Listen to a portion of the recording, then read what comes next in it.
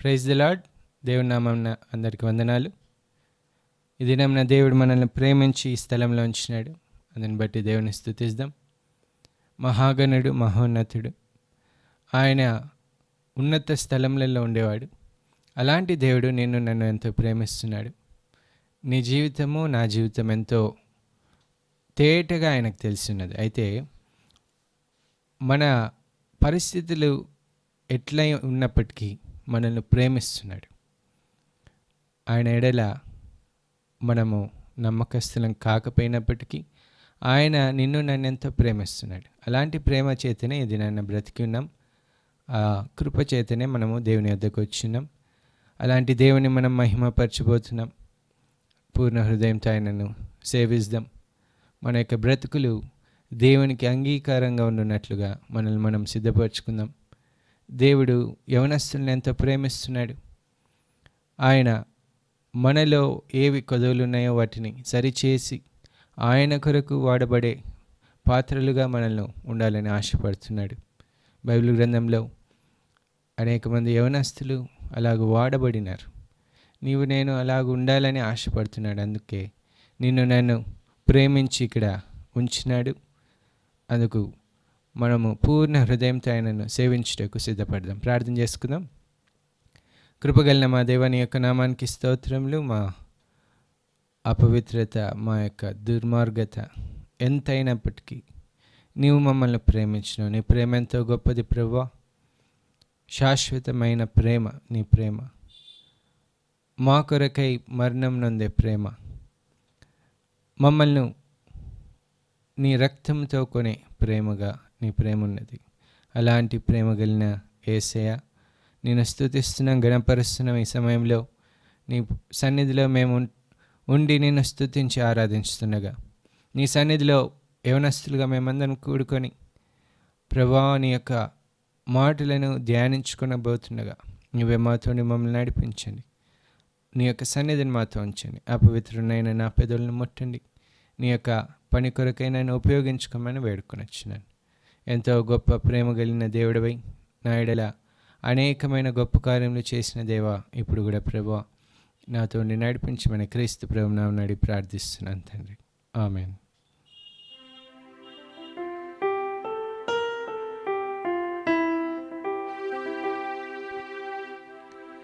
మహాగణుడవు, మహోన్నతుడవు అనే పాట పాడుకుందాం.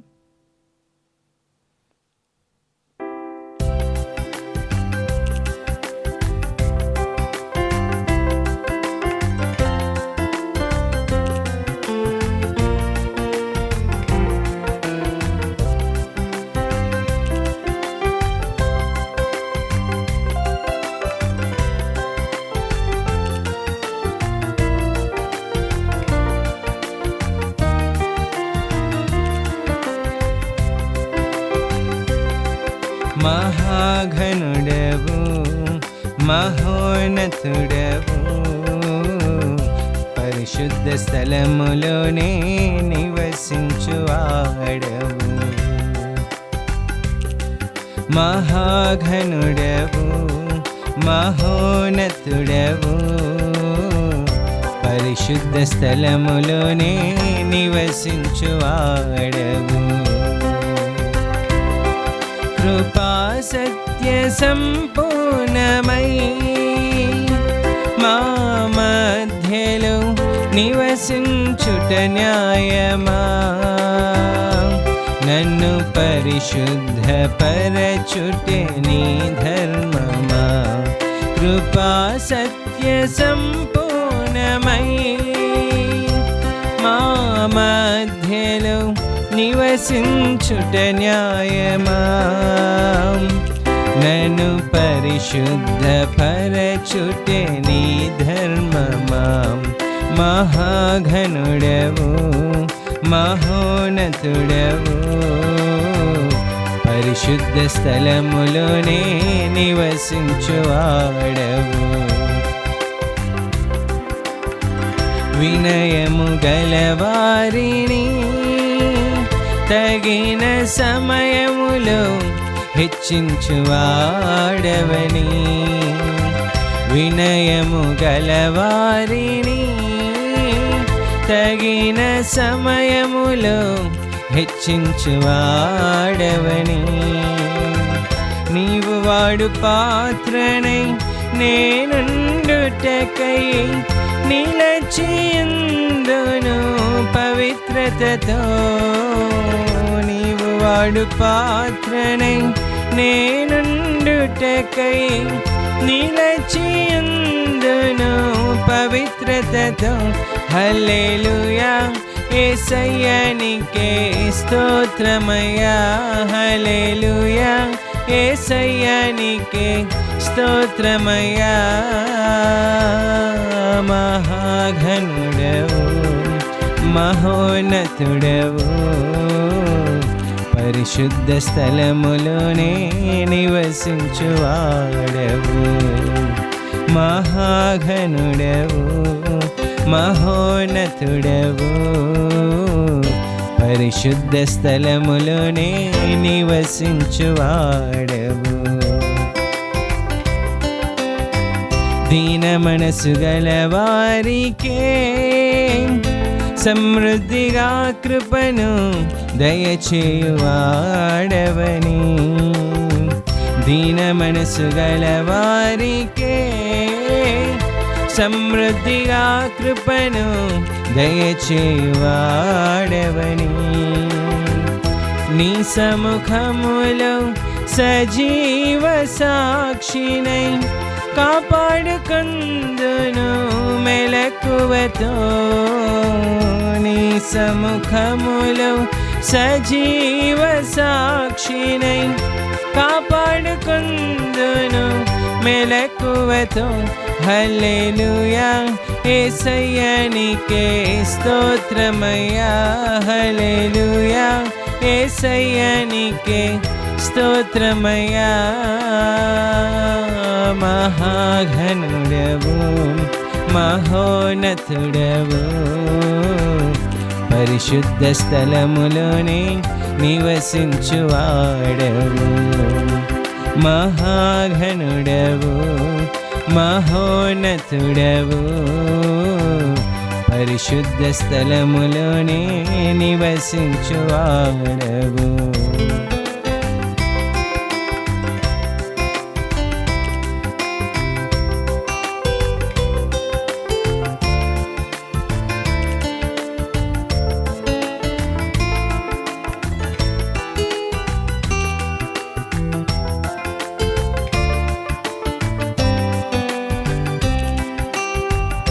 శోధింపబడు వారికి మార్గము చూపించి తప్పించువాడవని.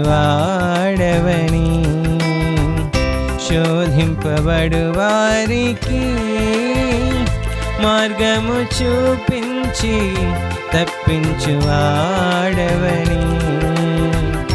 నా సిలువ మోయుచు నీ సిలువ నీడను విశ్రమింతును అంతము వరకు. నా సిలువ మోయుచు నీ సిలువ నీడను విశ్రమింతును అంతము వరకు. హల్లెలూయా యేసయ్యా నీకే స్తోత్రమయ్యా. హల్లెలూయా యేసయ్యా నీకే స్తోత్రమయ్యా. మహాఘనుడవు మహోన్నతుడవు పరిశుద్ధ స్థలములోనే నివసించువాడవు. మహాఘనుడవు మహోన్నతుడవు పరిశుద్ధ స్థలములోనే నివసించువాడవు. కృపా సత్య సంపూర్ణమై మా మధ్యలో నివసించుట న్యాయమా. నన్ను పరిశుద్ధ పరచుటే నీ ధర్మమా. కృపా సత్య సంపూర్ణమై మా మధ్యలో నివసించుట న్యాయమా. నన్ను పరిశుద్ధపరచుటే నీ ధర్మమా. మహాఘనుడవు మహోన్నతుడవు, పరిశుద్ధ స్థలములోనే నివసించువాడవు.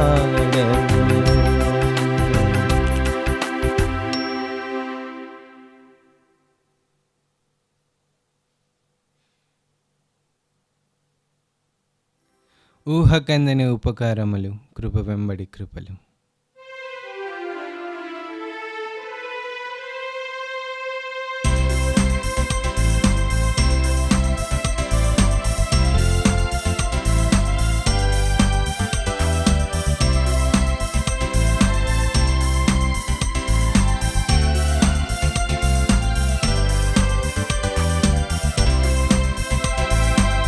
ఊహకందని ఉపకారములు, కృపా వెంబడి కృపలు.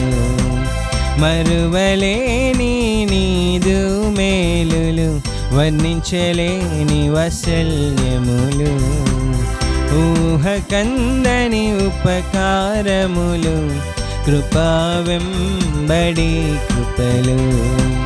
మరువలేని నీదు మేలులు, వర్ణించలేని వాత్సల్యములు. యేసయ్యా నీవే ఆధారమయ్యా, నా మంచి కాపరి నీవేనయ్యా. యేసయ్యా నీవే ఆధారమయ్యా, నా మంచి కాపరి నీవేనయ్యా. ఊహకందని ఉపకారములు, కృపా వెంబడి కృపలు. వన్నువలేని నీదు మేలులు, వర్ణించలేని వాత్సల్యములు.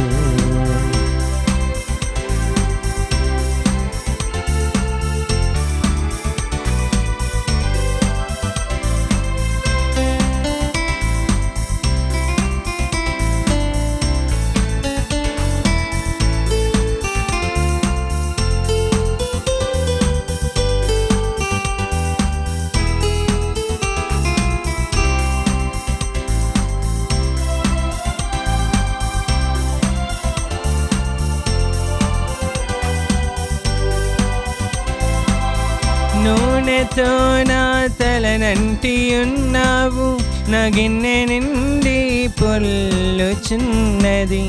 నూనెతో నా తలనంటి ఉన్నావు, నా గిన్నె నిండి పొల్లుచున్నది. నీ బ్రతుకు దినములన్నీయు, కృపాక్షేమములే నా వెంట వచ్చును. నీ బ్రతుకు దినములన్నీయు, కృపాక్షేమములే నా వెంట వచ్చును. యేసయ్యా నీవే ఆధారమయ్యా, నా మంచి కాపరి నీవేనయ్యా. యేసయ్యా నీవే ఆధారమయ్యా, నా మంచి కాపరి నీవేనయ్యా. ఊహకందని ఉపకారములు, కృపా వెంబడి కృపలు. మరువలేని నీదు మేలులు, వర్ణించలేని వాత్సల్యములు. పచ్చిక చోట్లలో పరుండ చేయును, శాంతికర జలములకు నడుపును. పచ్చిక చోట్లలో పరుండ చేయును, శాంతికర జలములకు నడుపును. నా ప్రాణమునకు సేదదీర్చి, నీతి మార్గములో నడిపించును. నా ప్రాణమునకు సేదదీర్చి, నీతి మార్గములో నన్ను నడిపించును. యేసయ్యా నీవే ఆధారమయ్యా, నా మంచి కాపరి నీవేనయ్యా. యేసయ్యా నీవే ఆధారమయ్యా, నా మంచి కాపరి నీవేనయ్యా. ఊహకందని ఉపకారములు, కృపా వెంబడి కృపలు. మరువలేని నీదు మేలులు, వర్ణించలేని వాత్సల్యములు.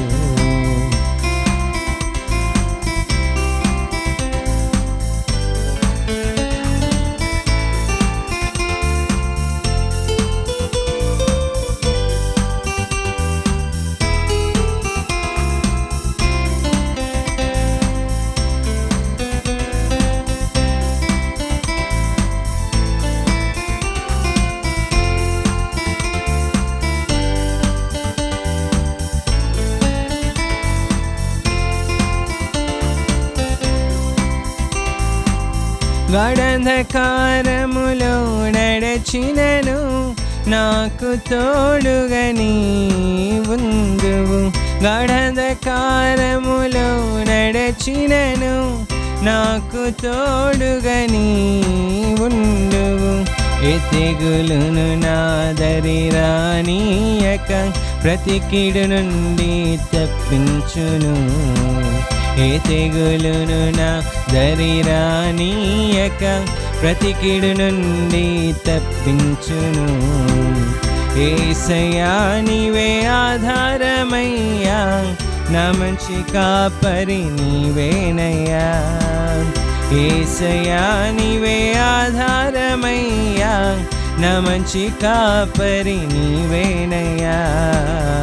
ఊహ కందని ఉపకారములు, కృపా వెంబడి కృపలు, మరువలేని నీదు మేలులు, వర్ణించలేని వాత్సల్యములు. ఊహ కందని ఉపకారములు,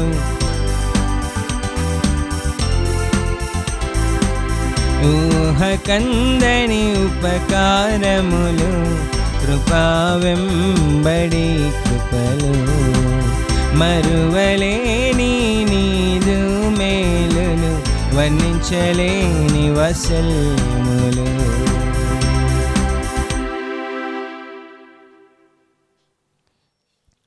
కీర్తి హల్లెలూయా గానం యేసునామం మధురమిది అనే పాట పాడుతున్నాం. వచ్చిన వారు నాతో పాటు కలిసి పాడము.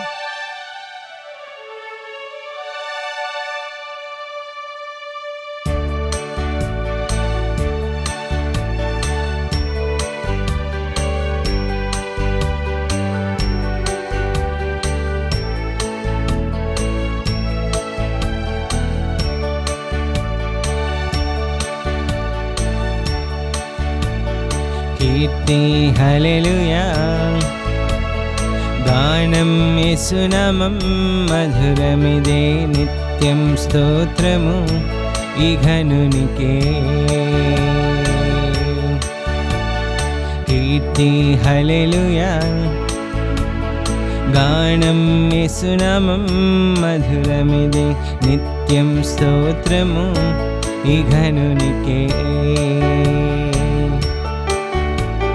స్తుతి స్తుతి శ్రీ యేసునామం, స్తుతి స్తుతి సజీవనామం, స్తుతి స్తుతి ఉజ్జీవనామం.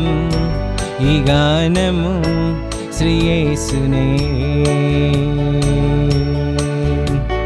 స్తుతి స్తుతి శ్రీ యేసునామం, స్తుతి స్తుతి సజీవనామం, స్తుతి స్తుతి ఉజ్జీవనామం. ఈ స్తోత్రము మా క్రీస్తుకే. కీర్తి హల్లెలూయా గానం యేసునామం మధురమిదే, నిత్యం స్తోత్రము ఈ ఘనునికే.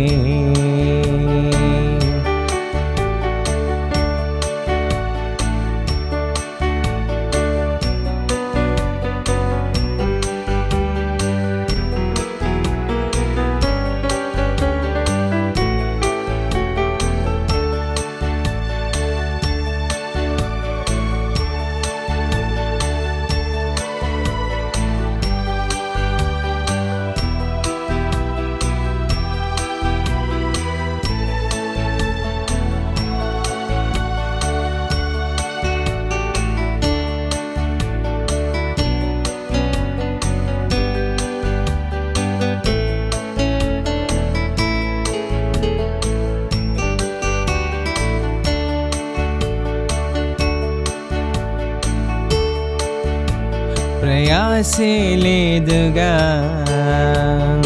యేసే తోడుగా మాతో నడువగా భయమే లేదుగా ప్రయాసే లేదుగా యేసే తోడుగా మాతో నడువగా భయమే లేదుగా స్తుతి స్తుతి శ్రీ యేసునామం స్తుతి స్తుతి ఉజ్జీవనామం స్తుతి స్తుతి సజీవనామం ఈ గానము శ్రీ యేసుకే స్తుతి స్తుతి శ్రీ యేసునామం స్తుతి స్తుతి సజీవనామం స్తుతి స్తుతి ఉజ్జీవనామం ఈ స్తోత్రము శ్రీ యేసుకే కీర్తి హల్లెలూయా గానం యేసునామం మధురమిదే నిత్యం స్తోత్రము ఈ ఘనునికే కీర్తి హల్లెలూయా గానం యేసునామం మధురమిదే నిత్యం స్తోత్రము ఈ ఘనునికే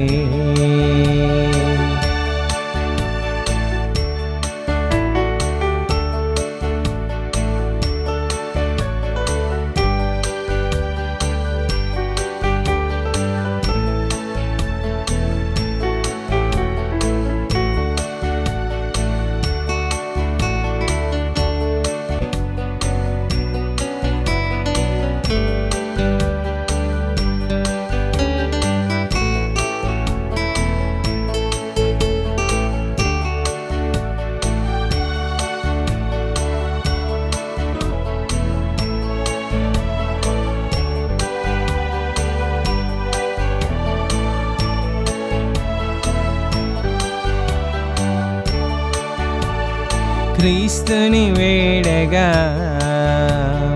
మార్గం తానిగా సత్యం రూఢిగా జీవమునీయగా క్రీస్తుని వేడగా మార్గం తానిగా సత్యం రూఢిగా జీవమునీయగా స్తుతి స్తుతి శ్రీ యేసునామం స్తుతి స్తుతి సజీవనామం స్తుతి స్తుతి ఉజ్జీవనామం ఈ గానము శ్రీ యేసుకే స్తుతి స్తుతి శ్రీ యేసునామం స్తుతి స్తుతి సజీవనామం స్తుతి స్తుతి ఉజ్జీవనామం ఈ స్తోత్రము మా క్రీస్తుకే కీర్తి హల్లెలూయా గానం యేసునామం మధురమిదే నిత్యం స్తోత్రము ఈ ఘనునికే కీర్తి హల్లెలూయా గానం యేసునామం మధురమిదే నిత్యం స్తోత్రము ఈ ఘనునికే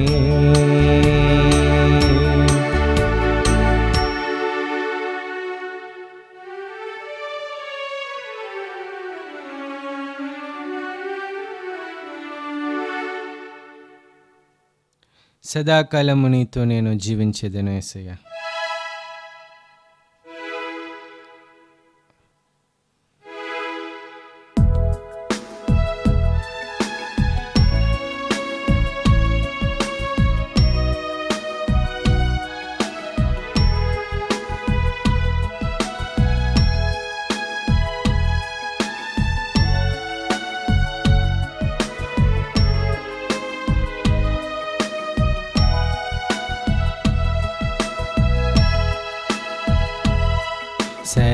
సదాకాలము నీతో నేను జీవించేదను జీవించెదను యేసయ్యా,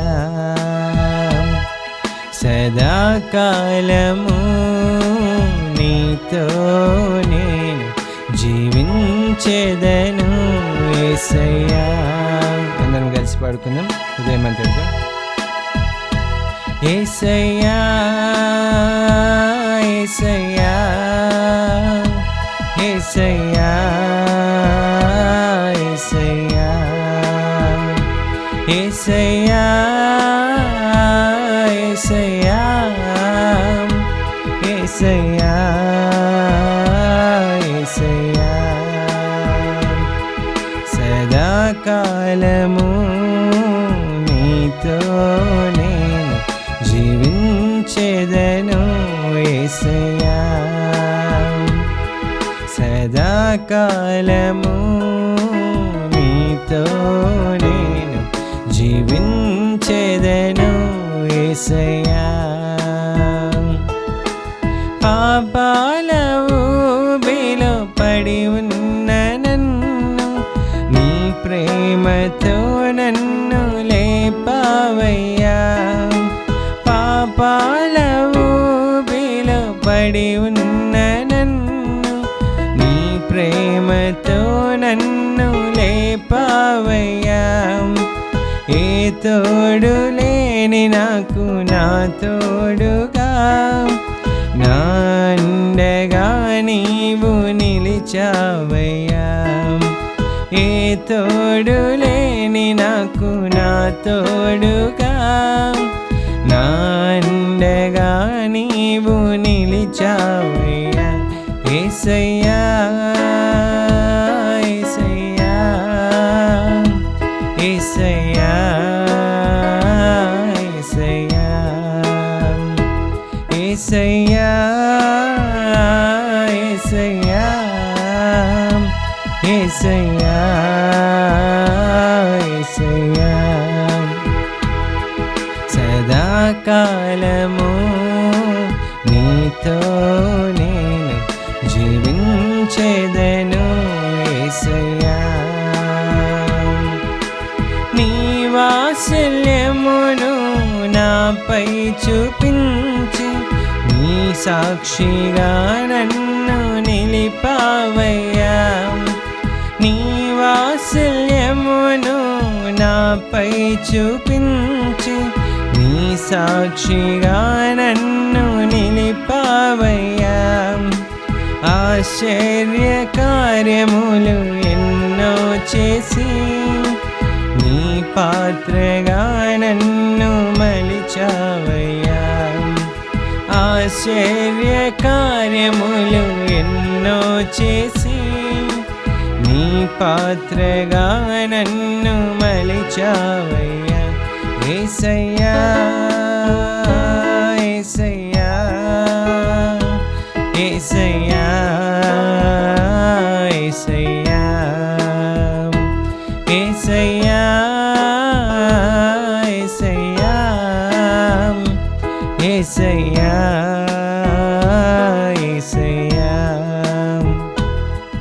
సదాకాలము నీతో నేను జీవించెదను యేసయ్యా, సదాకాలము నీతో నేను జీవించెదను యేసయ్యా.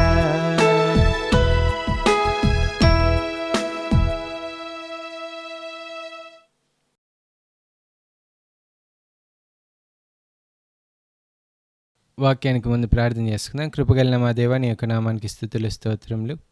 మమ్మల్ని ప్రేమించి ఈ యొక్క స్థలంలో ఉంచినాం.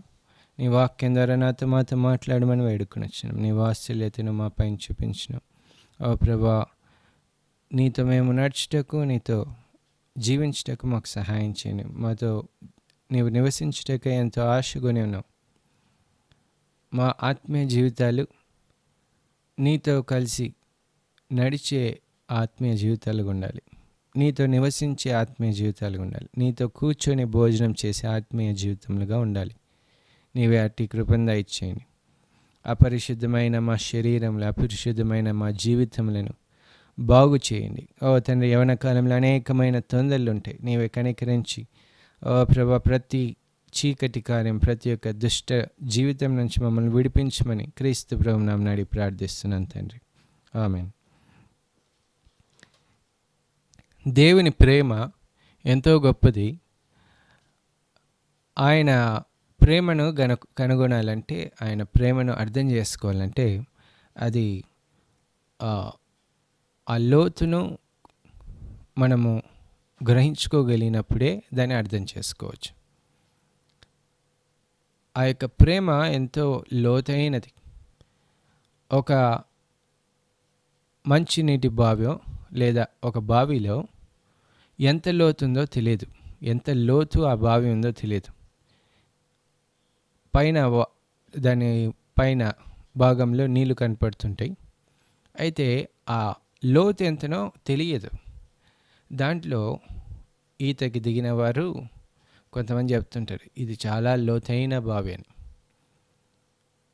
అలాగనే క్రీస్తు ప్రభు ప్రేమను అర్థం చేసుకోవాలంటే ఆయనలో మనము నిలిచి ఉండాలి. అందుకే వాక్యం సెలుస్తుంది, నా యందు నీవును, నీ యందు నా మాటలను నిలిచి ఉంటే నువ్వు ఫలిస్తావు. ఎప్పుడు ఫలిస్తామంటే ఆయన ప్రేమను తెలుసుకుంటాం కాబట్టి, ఆయన చెప్పిన ప్రకారము నడుచుకున్నట్టుకు సిద్ధపడతాం. అయితే యవనస్తులైన మనము అలాంటి మార్గంలో ఉన్నామో, ఆయన చెప్పినట్లుగా నడుచుకుంటున్నామో లేదో ఒకసారి పరీక్షించుకోవాలి. ఎందుకంటే మనము మన ఇష్టానుసారంగా జీవించే వ్యక్తిత్వం కలిగిన వారం, లేదా అలాంటి క్యారెక్టర్ కలిగిన వాళ్ళం, మన ఇష్టానుసారంగా జీవించేవాళ్ళం. అందుకే దేవుని యొక్క వాక్యం సెలుస్తుంది, మనుష్యుడు చాలా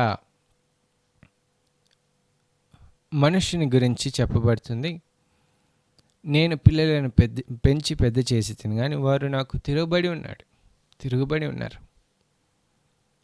ఎద్దు తన కామందు నెరుగును,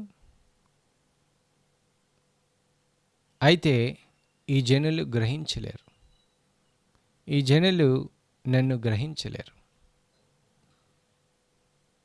అలాగనే యవనస్తులైన చాలామందిలో క్రీస్తు ప్రేమను కనుగొనగల వారు చాలా తక్కువ. పాపంలో నివసించేవారు చాలా ఎక్కువ. అనేకమైన దుష్ట జీవితములలో, అనేకమైన పాపపు కార్యములలో జీవించుటకు సిద్ధపడిన వారు చాలామంది ఉన్నారు. అలాంటి వారు వారి యొక్క జీవితములను త్వరగా ముగించుకొని ఈ లోకం విడిచి వెళ్తుంటారు. వారి గమ్యం ఎటువైపు ఉంటుందో వారికి తెలియడం లేదు. అయితే దేవుని వాక్యం క్లియర్గా చెప్తుంది, పాపమునకు జీతము మరణం. రోమీయులకు రాసిన పత్రికలో తేటగా రాయబడుతుంది, పాపమునకు జీతం మరణం. అది నీవైనా నేనైనా. నేను పాపం చేసి ఉన్నట్లయితే దానికి జీతం మరణం అని దేవుని వాక్యం సెలుస్తుంది. హెచ్కేల్ గ్రంథంలో 18వ అధ్యాయంలో కూడా 20వ వచనంలో ఏమని రాయబడుతుందంటే, హెచ్కేల్ గ్రంథం 18వ అధ్యాయం 20వ వచనం, పాపము చేయువాడే మరణం నందును. పాపము చేయువాడు మరణం నందుతాడు. ఇదే రోమీయులకు రాసిన పత్రికలో పాపమునకు జీతము మరణం అని రాయబడుతుంది. కాబట్టి నీవు చేయు క్రియలు అవి మంచివైనా చెడ్డవైనా అవన్నీ తీర్పులోనికి తీసుకొని రాబడతాయని వాక్యం సెలుస్తుంది. కాబట్టి దేవుని ప్రేమను గ్రహించుకొనని స్థితిలో ఉన్నవారు వారు ఇష్టానుసారంగా జీవించేవారుగా ఉంటుంటారు, ఆ లోతుని ఎరగని వారు. అయితే దేవుని వాక్యంలో మనము ఈ దినాన్ని మనం చూసుకునబోయే వాక్యంలో ఒక విషయాన్ని మనం గమనిస్తే 23వ వచనం, హెచ్కేల్ గ్రంథం 18వ అధ్యాయం 23వ వచనం, దుష్టులు మరణము నందుట చేత నాకేమాత్రమైన సంతోషం కలుగునా. దుష్టులు మరణము నందుట చేత నాకేమాత్రమైన సంతోషము కలుగునా. దుష్టులు మరణం నొందినప్పుడు ఆయనకు సంతోషము లేదు. మామూలుగా వ్యక్తిగత జీవితంలో లేదా ఒక వ్యక్తి ఏమని ఆలోచిస్తాడంటే, తనకు ఇష్టం లేనివాడు, లేదంటే తనకు వ్యతిరేకి అయినవాడు, విరోధి అయినవాడు, శత్రువు అయినవాడు ఏదైనా ఆపదలో ఉన్నప్పుడు, ఏదైనా మరణాపాయ స్థితిలో ఉన్నప్పుడు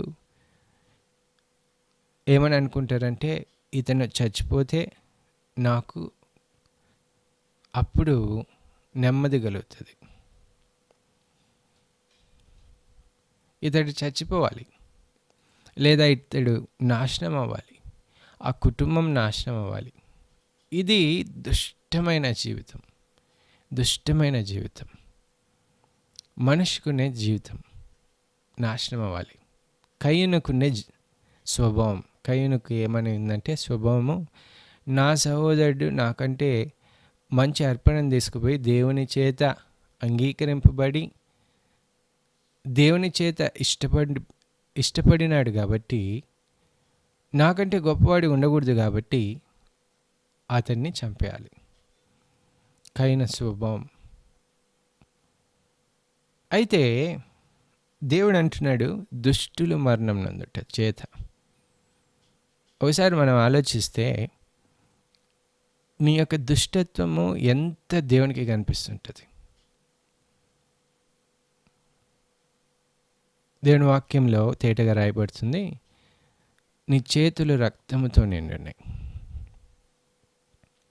నీ చేతులు రక్తముతో నిండి ఉన్నాయి, పాప దోషంతో నిండి ఉన్నాయి, నీ హృదయము చెడుగుతో నిండి ఉన్నది.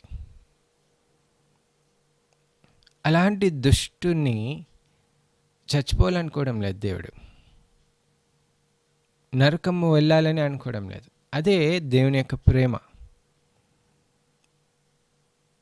అలాగనే యవనస్తుడైన నీవైనా నేనైనా గమనించుకోవాల్సిన విషయం ఏంటంటే, మనము ఎట్లాంటి దుష్టత్వంలో ఉన్నామో దాని చేత మరణం నందుట దేవునికి ఇష్టం లేదు.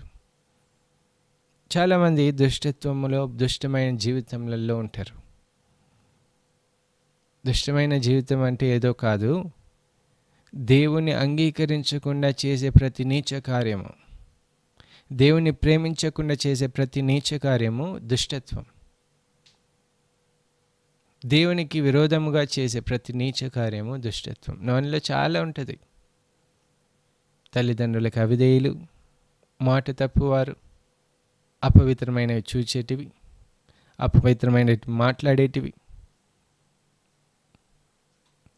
అపవిత్రమైన కార్యములు చేయడము, ఇలాంటివన్నీ దుష్టమైన కార్యములు, నీచ కార్యములు. ఇవి నీలో లేవని నీవు దాచుకుంటున్నావేమో. మోసము చేయవద్దు. దేవుని వాక్యం చెప్తుంది, మోసపోకుడి మనకే చెప్తుంది. నువ్వు మోసం చేయాలని నువ్వు అనుకుంటున్నావేమో, కానీ దేవుని వాక్యము, దేవుడు మనతో సూటిగా చెప్పే మాట ఏంటంటే మోసపోకుడి. మీరే మోసపోవద్దండి. ఎందుకంటే దేవుడు వెక్కిరింపబడడు. దేవుడిని నువ్వు మోసం చేయలేవు. మనం చేసే పాపంలో దానికి వచ్చే శిక్ష అది బహుఘోరమైంది. దాన్ని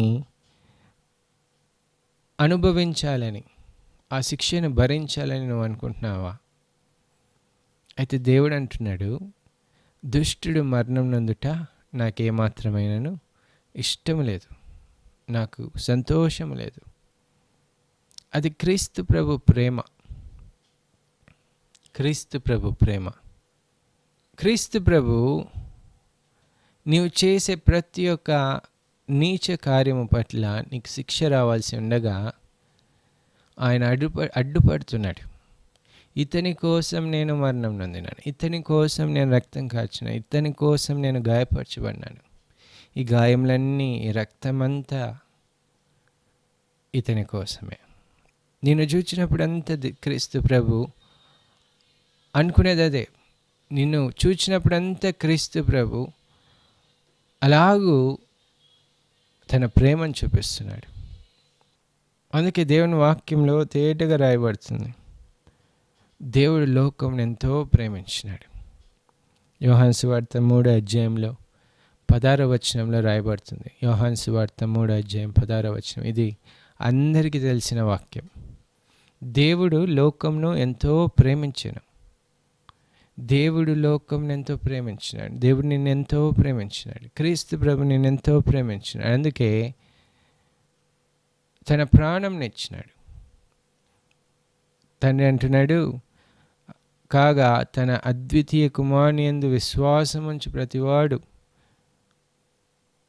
నశింపక నిత్య జీవం పొందినట్లు అనుగ్రహించినాను.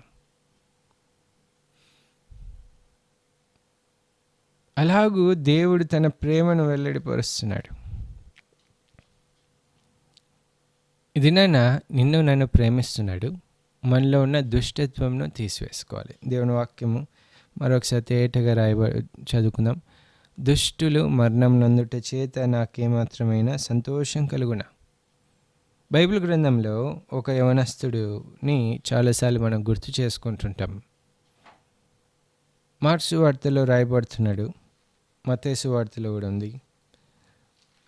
మార్క్సు వార్త 10వ మనం చూస్తే ఆ యవనస్తుడు క్రీస్తు ప్రభువును వెంబడించాలని ఆశపడినాడు. ఆయన దగ్గర మోకాళ్ళు ఉన్నాడంట. నిత్య జీవం నేను ఎలాగూ పొందుకోవాలి, దానికోసం నేనేం చేయాలి అని అడుగుతున్నాడు క్రీస్తు ప్రభును. మార్క్సు వార్త 10వ17 నుంచి మనం చదువుకుంటే, ఆయన బయలుదేరి మార్గంన పోచుండగా ఒకడు పరుగెత్తుకుని వచ్చి ఆయన ఎదుట మోకాలుని, సద్బోధకుడా, నిత్య జీవమునకు వారసుడగుటకు నేనేమి చేయుదునని ఆయన్ని అడిగాను. ఏమి చేయాలా అడుగుతున్నాడు. అయితే అతడు క్రీస్తు ప్రభు చెప్పిన ఒక్క కరెక్షన్కి తన జీవితాన్ని సరిచేసుకోలేకపోయినాడు. అందుకే తన పొరపాట్లు కనుగొనగల వాడెవడు అని కీర్తనల గ్రంథంలో రాయబడుతుంది. తన పొరపాట్లను కనుగొనగలవాడెవడు? తన పాపములకు ప్రాయశ్చిత్తం నొందిన వాడు ధన్యుడు. నీ పాపములకు ప్రాయశ్చిత్తం అంటే నీ పాపములకు బదులుగా నీకు క్షమాపణ. అది ఎవరు ఇస్తున్నారు? క్రీస్తు ప్రభు. దేని ద్వారా? ఆయన రక్తము ద్వారా. ఆయన రక్తము ద్వారా విడుదల. ఈ యొక్క యవనస్తుడు క్రీస్తుని వెంబడించాలని, నిత్య జీవం పొందుకోవాలని ఆశపడినాడు. కానీ క్రీస్తు ప్రభు చెప్తున్నాడు, ఆజ్ఞలన్నీ నెరవేరుస్తున్నావా? వ్యభిచరించకుండా ఉన్నావా? తల్లిదండ్రులకు లోబడుతున్నావా? అని చేస్తున్నా అంటే అన్నీ చేస్తున్నాను అంటున్నాడు. మరి ఒకవేళ అన్నీ చేస్తున్నాడేమో. చాలామంది యవనస్తులు అన్నీ చేసినట్టు ఉంటారు, కానీ ఏదో ఒక పాపము వారిలో దాగి ఉంటుంది. ఏదో ఒక విరోధమైన కార్యము, దేవునికి విరోధమైన కార్యం దాగి ఉంటుంది. దాని ద్వారా దేవుని దుఃఖపరుస్తుంటారు. మనలో ఆ విరోధమైన కార్యం ఏదో దాన్ని తీసివేసుకోవాలి. అదే దుష్టత్వం నుంచి మరలుట, అదే మరణం నుంచి విడిపింపబడుట. దేవుని వాక్యంలో చెప్పబడుతుంది, పాపము చేయువాడు మరణం నందుతాడు. మనలో ఏ చిన్న పాపము కనబడినా అది దేవుని ఎదుట ఒక మచ్చగా కనిపిస్తుంటుంది. లేదా దేవుని ఎదుట నిలబడినప్పుడు అది నీ జీవితంలో ఒక రెడ్ మార్క్గా కనిపిస్తుంటుంది. దాన్ని సరి చేసుకోవాలి. మన హృదయంని సరి చేసుకోవాలి. చాలామంది దిద్దుకోరు. వారి యొక్క జీవితంలో దిద్దుకోరు. దేవుని వాక్యం వింటుంటాము, మన హృదయంలో కడుక్కో. అందుకే మన బ్రతుకులు అలాగనే ఉండిపోయినాయి. యవనస్తులు అలాగూ దిద్దుకోకుండా ఉండే స్వభావం కలిగిన వారు. ఎందుకంటే రెహబాము అనే ఒక వ్యక్తిని ఒక రాజుని మనం చూస్తాం. అతను కూడా యవనస్తుడే. దావీదు నుంచి వచ్చిన రాజ్యము సొలొమోనుకు వస్తే, సొలొమోను కుమారుడైన రెహబాముకు అది అప్పగింపబడినది. ఎంతో జాగ్రత్తగా కాపాడుకోవాలి. దేవుడిచ్చే గొప్ప భాగ్యములను మనం కాపాడుకోవాలి. దేవుడిచ్చే ఆశీర్వాదములను కాపాడుకోవాలి. దేవుడిచ్చే రక్షణను కాపాడుకోవాలి. దేవుడిచ్చే జీవంను కాపాడుకోవాలి. దేవుడిచ్చే ఆరోగ్యంను కాపాడుకోవాలి. చాలామంది దేవుడు మంచి ఆరోగ్యం ఇస్తుంటే దాన్ని పాడు చేసుకుంటుంటారు. నీవు నేను అలాంటి పరిస్థితిలో ఉంటున్నామా? వ్యభిచారంలో, త్రాగుడులో, స్మోకింగ్లో ఉండి నీ జీవితాన్ని అలాగూ పాడు చేసుకుంటున్నావా? ఆరోగ్యంను పాడు చేసుకుంటున్నావా? ఈ రెహబాము అలాంటి వాడిగా ఉన్నాడు. అతనికి రాజ్యం ఇవ్వబడింది. దేవుడు అతనికి రాజ్యం ఇచ్చినాడు. అయితే దాన్ని కాపాడుకోలేకపోయినాడు. అతనికి అక్కడున్న ఆ రాజ్యంలో ఉన్న పెద్దలు వచ్చి, నీవు చేసేది సరికాదు, నీ తండ్రి మా మీద భారం నుంచినాడు, నీవు దాన్ని సులువు చేయాలి అంటే అతడు అంటున్నాడు, నా తండ్రి కంటే ఎక్కువ దిద్దుకోరు, నా తండ్రి కంటే ఎక్కువ భారం మీకు ఇస్తాను, ఎక్కువ పనిని అప్పగిస్తాను. రాజ్యము చీలిపోయింది. దేవుని యొక్క సలహాలు ఉండవు, దైవజనుల యొక్క సలహాలు ఉండవు, దేవుని యొక్క బయలుపరుపులు ఉండవు. నీవు నేను అలాంటి పరిస్థితిలో ఉన్నామా?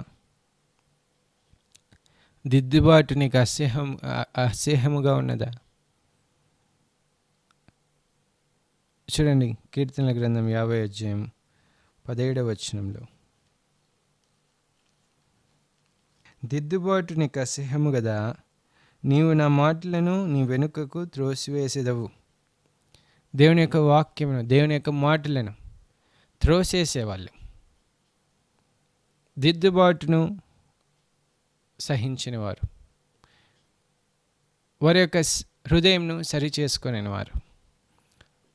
ఎవరు సరి చేసుకోరంటే దేవుని యొక్క వాక్యంను త్రోసేసేవాళ్ళు. దేవుని యొక్క వాక్యంను ఎందుకు త్రోసేస్తారు? వారు చీకట్లో ఉన్నందుకు, వారు పాపంలో ఉన్నారు కనుక. దేవుని వాక్యము క్లియర్గా రాయబడుతుంది. కొరింథీయులకు రాసిన 2వ పత్రిక 4వ అధ్యాయము 4వ వచనం. దేవుని స్వరూపి అయిన క్రీస్తు మహిమను కనుపరచు సువార్త ప్రకాశం వారికి ప్రకాశింపకున్న నిమిత్తము ఈ యుగ సంబంధమైన దేవత అవిశ్వాసులైన వారి మనోనేత్రములకు గ్రుడ్డితనం కలుగజేసాను. కాబట్టి సువార్త ప్రకాశము ప్రకాశింపకుండా, అంటే వాక్యము వారు వినకుండా, వాక్యం వారు గ్రహించకుండా, వారి యొక్క మనోనేత్రములకు అంటే హృదయానికి గ్రుడ్డితనం. అప్పుడు ఏమవుతుందంటే దేవుని వాక్యంను త్రోసివేస్తుంటారు. విన్న వాక్యం త్రోసివేయబడుతుంది. చాలామంది దేవుని వాక్యంను త్రోసేస్తున్నారు, పాపంలో కూరుకుపోతున్నారు, పాపంలో అలాగనే ఆ ఊబిలో కూరుకుపోతున్నారు. పాపము నిన్ను పట్టి లాగి ఈడ్చుకొని వెళ్ళిపోతుంది. యవనస్తులైన చాలామందిని పాపము లాక్కొని ఈడ్చుకొని పోతుంది. ఇప్పటి కాలములో, ఈ అంత్య దినములలో యవనస్తులైన వారి మీద మరి ఎక్కువగా ఆ యొక్క ప్రభావం ఉంటుంది. అంటే పాపము పట్టి లాక్కొని ఈడ్చుకొని పోయే పరిస్థితి యవనస్తులలో చాలా కనిపిస్తుంది. నీలో నాలో కూడా కనిపిస్తుండొచ్చు, కనిపిస్తున్నది. నాలో అయితే కనిపిస్తుంది. తేటగా ఓపెన్గా చెప్తున్నాను. కారణం ఏంటంటే జీవితంలో ఏవి సరి చేసుకోవాలో, ఏ దిద్దుబాటు చేసుకోవాలో దేవుడు నాకు చూపిస్తున్నాడు. వాటిని సరి చేసుకునే ప్రాసెస్లో ఫెయిల్యూర్స్ ఉంటున్నాయి నా జీవితంలో. అదే దేవుని దగ్గర మొరపెడుతున్నాను. అయితే ఇది యథార్థమైన పరిస్థితి. చాలామంది జీవితాలు ఎలాగో పాపం ఈడ్చుకొని వెళ్ళిపోతుంది. యవనస్తుడా, నీ జీవితంలో పాపం నిన్ను పట్టి ఈడ్చుకొని పోతుంది. అది నువ్వు గమనించటలేదు. దానికి ఎండబడాలి, దాని నుంచి విడుదల పొందాలి. దాని కొరకై దేవుని యొక్క వాక్యమును నీవు యాక్సెప్ట్ చేయాలి. దేవుని యొక్క హెచ్చరికను యాక్సెప్ట్ చేయాలి. నేను చేయవలసింది అదే. ఆ మార్క్స్ వార్తలో మనం చూసుకున్న యవనస్తుడు, అతను అన్నీ చేస్తున్నాడు కానీ, ఆ ఆజ్ఞలన్నిటిలో సరిగ్గా ఉన్నాడు కానీ, క్రీస్తు ప్రభు దాని తర్వాత అంటున్నాడు, అక్కడ మంచి మాట రాయబడుతుంది, యేసు తనను ప్రేమించి క్రీస్తు ప్రభు ప్రేమించినప్పుడే నువ్వు మరణం అవ్వకూడదని నిన్ను కాపాడుతుంటాడు. ఒకవేళ ద్వేషిస్తే నేను మరణం నాకు అప్పగిస్తాడు కదా, నరకానికి అప్పగిస్తాడు కదా. అందుకు దుష్టులు మరణం నందుట చేత నాకేమాత్రమైన సంతోషము లేదు. కారణం ఏంటంటే దేవుడు నన్ను ప్రేమిస్తున్నాడు. ఆ యవనస్తుని ప్రేమించి, నీకు ఒకటి కొదువుగా ఉన్నది, నీ ఆస్తిని అమ్మి బీదలకు ఇచ్చేసేయి, అప్పుడు నన్ను వెంబడించవచ్చు, అప్పుడు నువ్వు నిత్యజీవం పొందుకోవచ్చు. ఇది నీకు అడ్డుగా ఉంది, ఇది నీ యొక్క పాపము, నీ యొక్క జీవితంలో, నీ ఆత్మీయ జీవితంలో ఒక అడ్డు, నీ జీవితంలో దేవుని దగ్గరికి రానియకుండా చేసే కార్యము అని చెప్పినా పట్టించుకోలేదు. ఆ మాటకి ముఖము చిన్నబుచ్చుకొని వెళ్ళిపోయినాడు. అంటే తన ముఖంను మార్చుకొని వెళ్ళిపోయినాడు. అంటే సరి చేసుకునేటకు ఇష్టం లేదు. దిద్దుబాటు నాకు అసహ్యము. దిద్దుబాటు నీకు అసహ్యమా? జీవితంలో ఏ పాపము చేత ఈడబడుతున్నావో వాటన్నిటి నుంచి విడుదల పొందాలి. రోమిలకు రాసిన పత్రికలో మనం చూస్తే 8వ అధ్యాయము 7వ వచనం, ఏలైనగా శరీరానుసారమైన మనస్సు దేవునికి విరోధమై ఉన్నది. శరీరానుసారమైన మనస్సు దేవునికి విరోధమైనది. దేవునికి విరోధంగా నడుచుకున్న చిన్నవారంగా ఉన్నాం. ఇది నాన్న, నీవు నేను దేవునికి ఎంత విరోధంగా నడుచుకొని వచ్చున్నామో ఆ దుష్టత్వం నుంచి మనం బయటికి వచ్చుటయే దేవుని యొక్క సంకల్పము, దేవుని యొక్క ఉద్దేశము. అందుకొరకై నన్ను ప్రేమించి ఈ మాట సెలవిస్తున్నాడు. ఆఖరిగా ఒక మాట చూసుకొని ముగించుకుందాం.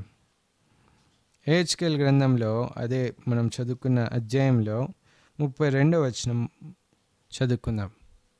హెచ్కేల్ గ్రంథం 18వ అధ్యాయం 32వ వచనం, మరణం నందువాడు మరణం నందుటను బట్టి నేను సంతోషించువాడను కాను, కావున మీరు మనస్సు త్రిప్పుకొనుడి, అప్పుడు మీరు బ్రతుకుదురు. మనస్సు త్రిప్పుకొనుడి, అప్పుడు మీరు బ్రతుకుదురు.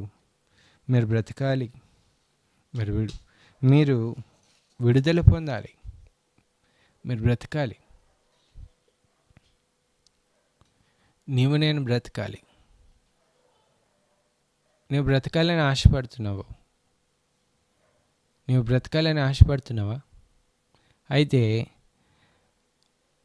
మనస్సు త్రిప్పుకోవాలి. దిద్దుబాటును నీ యొక్క జీవితంలో యాక్సెప్ట్ చేయాలి. మనస్సు త్రిప్పుకోవాలి. మన యొక్క జీవితంలో పాడైపోయినవి, నీ యొక్క జీవితం ఎంత పాడైపోయిందో, నీ హృదయం ఎంత పాడైపోయిందో, దాని నుంచి నీ జీవితాన్ని మార్చుకోవాలి. ఆ మార్చుకునే ప్రాసెస్లో ఎంత ప్రయాసతో నువ్వు చేస్తున్నావో అది దేవుడు గమనిస్తుంటాడు. ప్రయాసతో. కారణం ఏంటి? ఎందుకు నువ్వు ప్రయాసపడాలి? మరణం వద్దు, ఆ నరకం వద్దు. దినాన మన జీవితం ఎక్కడ ఉండబోతుందో, మన జీవిత గమ్యం ఏందో తెలియదు.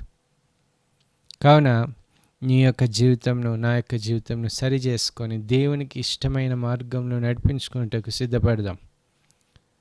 అప్పుడు దేవుడు సంతోషపడతాడు. ప్రార్థన చేసుకుందాం. యవనస్తుడైన నిన్ను నన్ను దేవుడు ప్రేమించి మాటలు చెప్తున్నాడు. యాక్సెప్ట్ చేసి ఆయనకు లోబడి జీవించటకు సిద్ధపడదాం. ప్రార్థన చేసుకుందాం. కృపగలిగిన మా దేవుని యొక్క నామానికి స్తోత్రములు. మమ్మల్ని ఎంతో ప్రేమించి ఈ యొక్క హెచ్చరికలను ఇస్తున్నావు. దిద్దుబాటు నీకు అసహ్యము కదా అని రాయబడుతుంది. నా యొక్క జీవితంలో నీవు ఎన్నో హెచ్చరికలను ఇచ్చినావు. నేను దిద్దుకొనుటకై ప్రయాసపడినాను.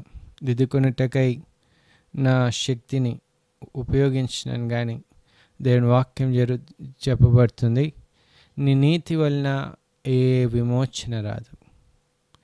దేవా, కనికరించండి, నాకు విమోచన దయచేయండి.